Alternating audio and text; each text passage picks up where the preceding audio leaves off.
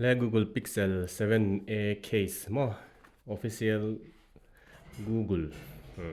อินันเซียมค่ะเราเห็นว่า Flipkart open box delivery นี่ฟังอินให้unboxing เวียวไม่ละคนซาข้างไงต่อมั้งค่ะบางคันที่เห็นให้ตายจินจงฮีหงดอนั่นนี่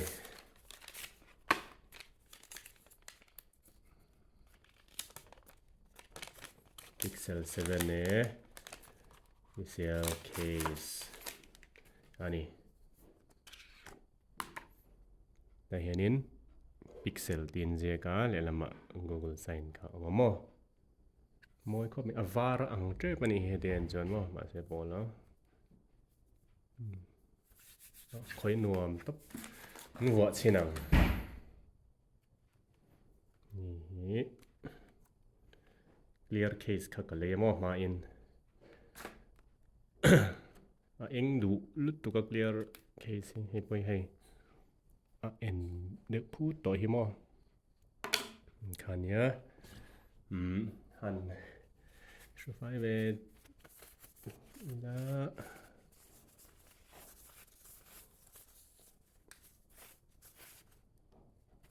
เฮ้ยสีคัลเลอร์คันเนี้ยมอฟอนนี้จนเฮ้ยcase ค่ะอันเนี้ยไอ้อังก็ไม่รองเฮ้ยงั้นว่าชินะ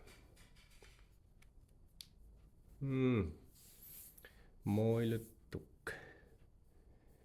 อินฟิตชัดลับก็บัตรปะเมนูมาค่ะ Google Pixel 7a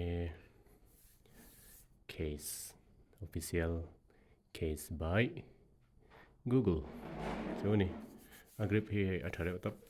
mate himo ngen re don ga hi replace bang don ni chu ka zong ka ani